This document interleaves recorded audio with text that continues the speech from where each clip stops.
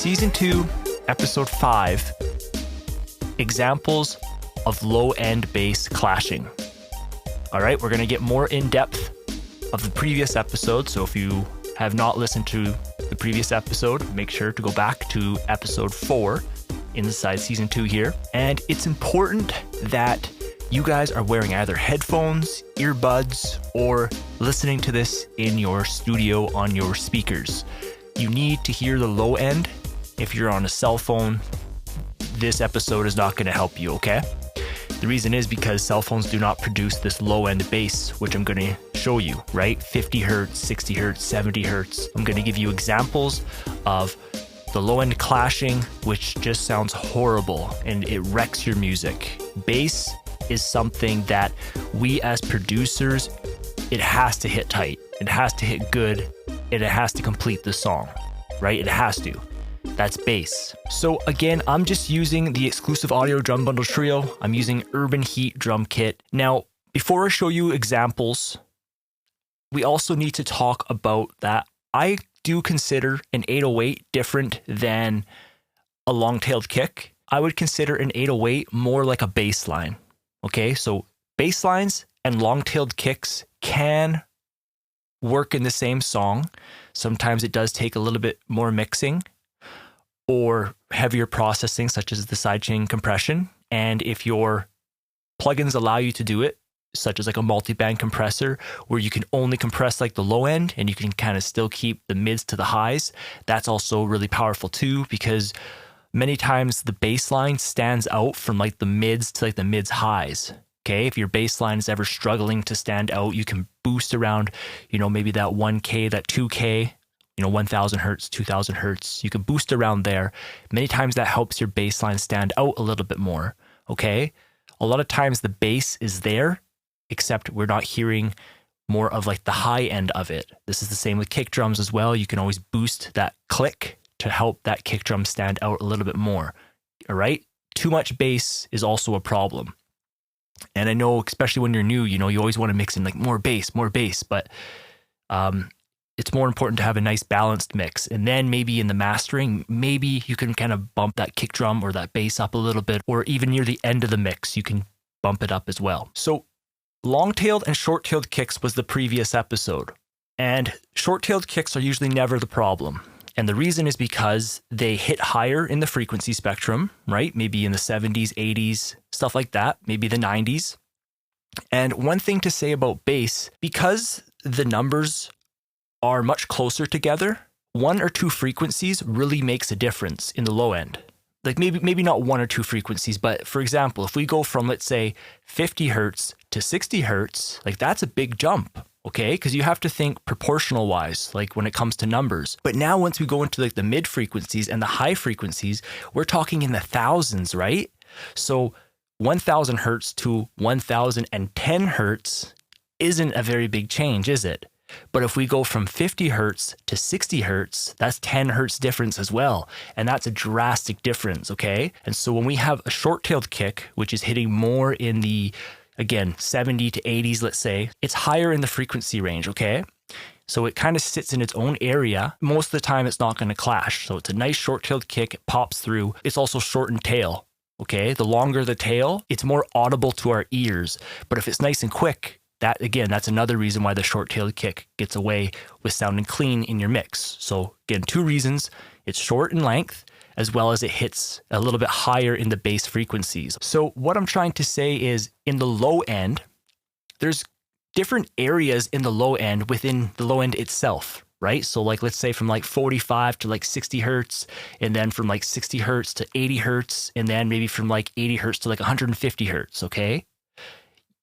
And many times our room doesn't even really allow us to hear this clearly. And if you are privileged enough to have a good room and be able to hear that, then you could really mix your music good. But I'm like most of you, I'm just in a bedroom here.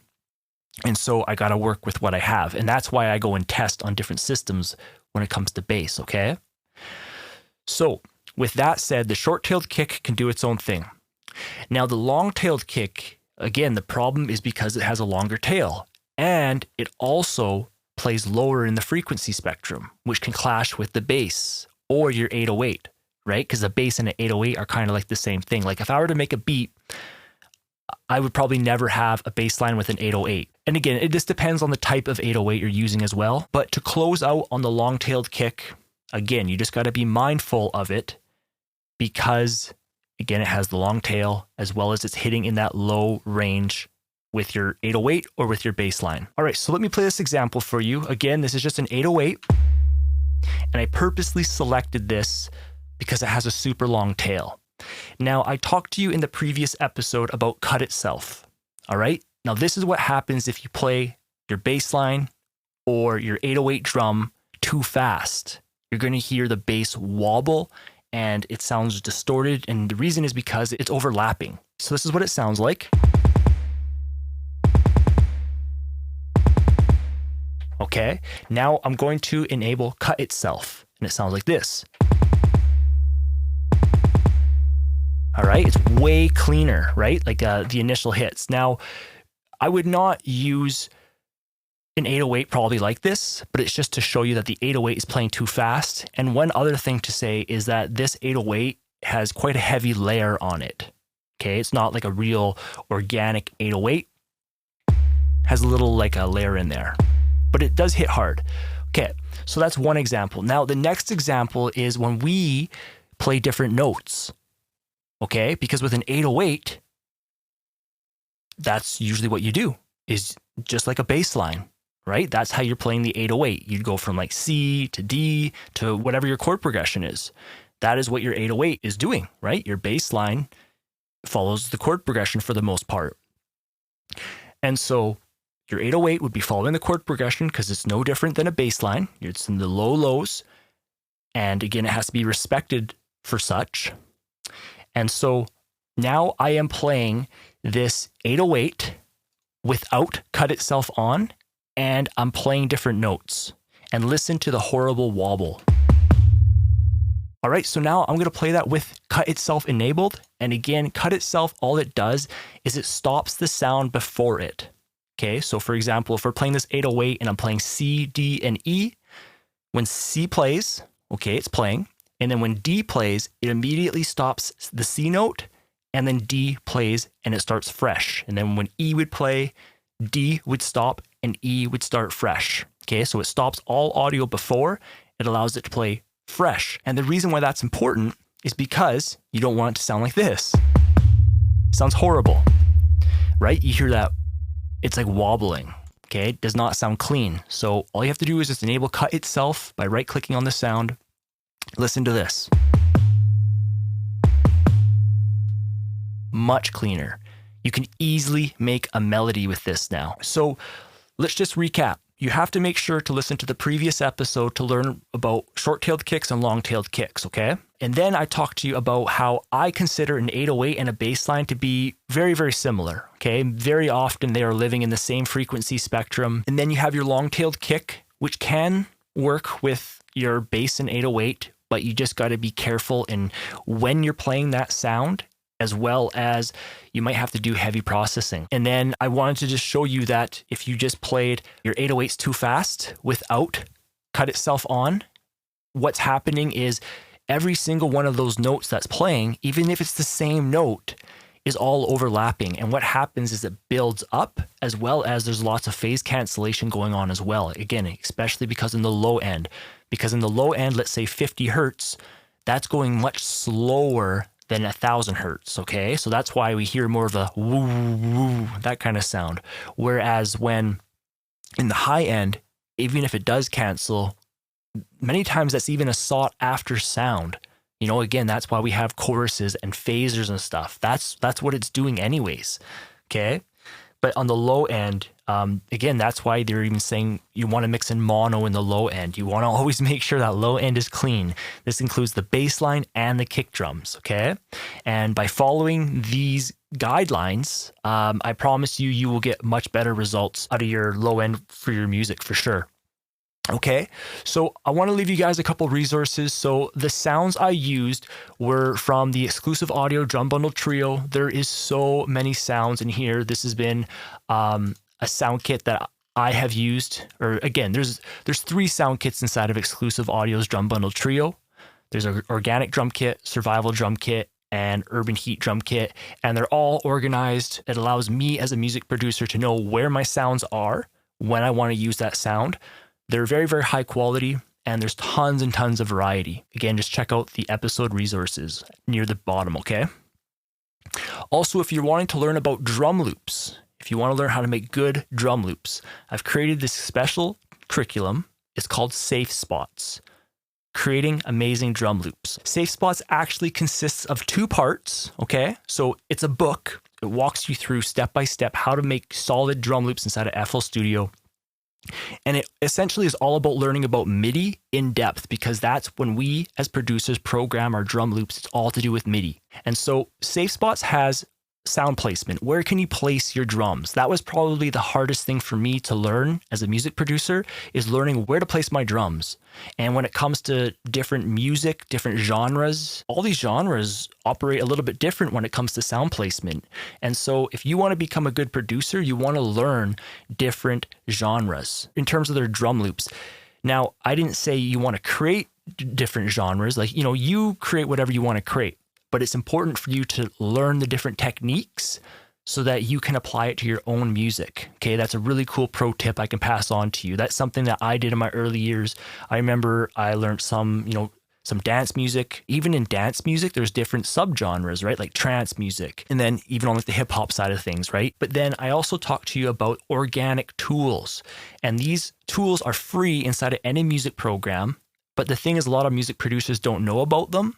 And they always look towards the fancier tools, which are expensive. But the tools that I tell you about, the organic tools, it's all based off of MIDI. And that's what we use to play our melodies in a piano roll, or in the case of FL Studio with the step sequencer / channel rack. And we have full control over our music in terms of, let's say you placed a chord in, right? If you want to change a note in that chord, if you want to make it early or late, if you're interested in Safe Spots, just go to itsgratuitous.com /safe spots, okay? Or just check the episode resources and you guys will find all the links, okay? So I hope you found this episode valuable. Learning about bass is extremely important. I purposely used a long-tailed 808 in this example. But again, you might be using an 808 in a different way. There's also short-tailed 808s as well, which is kind of more like a long-tailed kick now. But at the same time, not really, because it's still hitting in that low end. So you have to be careful on how long the tail is and what you're doing. But the biggest thing is, especially in the low end, is you have to make sure that the notes that you're playing match. Okay? So in the low end, usually we cannot play a chord in the low end. It just doesn't work that way. The bass is usually single notes. And again, it's just because the frequencies are so close to each other that we hear clashing. And that's all it is. But if you go higher up in your octaves, you can easily start playing chords and they sound good. But again, it's because now one note to the next, it's quite larger in frequency difference. Okay? So always keep that in the back of your mind, because sound selection, very, very important as a music producer to know where to place your sounds, to make your mixing easier, to make your music sound fuller. So just go to itsgratuitous.com /5 keys. I'll send you my free beat making book to your email. Okay, thanks for checking out the episode. Feel free to check out the other episodes or just visit the website itsgratuitous.com. Hey, Gratuitous here. I hope you enjoyed the content. If you want to become a better producer, then check out my podcast called Music Production Made Simple. It's totally free and available wherever you listen to podcasts. I also run a beatmaker trainer platform. There's over 26 courses in there right now, all focused on FL Studio. It's helped a lot of students and I'm sure you'll love it. For more information, just go to itsgratuitous.com /courses. Finally, if you like to read, all of my books are now available in one bundle, such as Audio Painting about arrangement, Safe Spots about drum loops, FL Studio Beginner's book, which is going to teach you the basics, my template book to teach you about a fast workflow, as well as proper producer mindset to start your music production career right the first time. For more information on my book bundle, just go to itsgratuitous.com /books. Thanks again for watching. Visit itsgratuitous.com for all your FL Studio training needs.